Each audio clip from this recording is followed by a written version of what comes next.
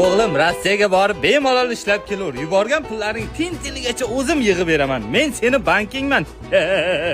Dada sizga ishonaman. Faqat sizga ishonaman. Assalomu alaykum dada. Key ikkinchi bolam. Haligi pul bering dada. O'zi 412 ming pensiya olsam qaydan beraman senga pul? Akam puldan bering.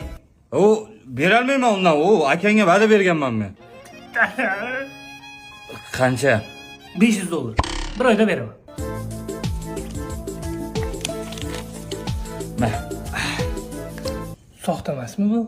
Nerunda buzma bola? Bilib telefon qilyaptimi bu? Ha bolam, yaxshimisan? Ha dada, yaxshimisiz? Soqqan-soqqa urib yig'yapsizmi? Ha, teniga teginmasdan yig'yapman.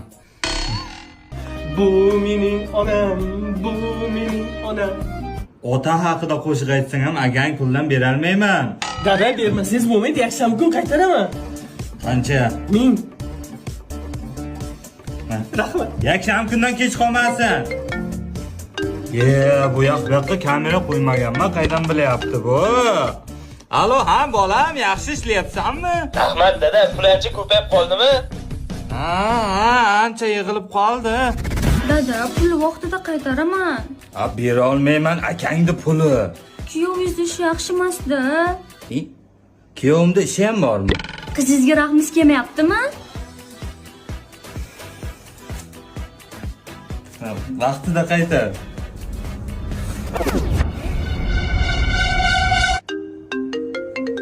Ko'tarmayman. Alo, yaxshimisan? Akang pulni oluvding, yakshanba kun beraman deb, u qaysi yakshanbaligini so'ramagan ekanman-da. Yil bo'ldi, joy qo'yib qo'yish kerak uni. Hozir telefon qo'yaraman. Men asamizayapti bu. Siz tergan raqam siz uchun xizmat ko'rsatish doirasidan tashqarida. Assalomu alaykum bankim, men keldim.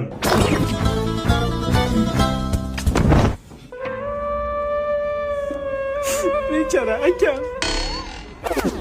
O'g'lim, sen ham puling yig'ib beraymi?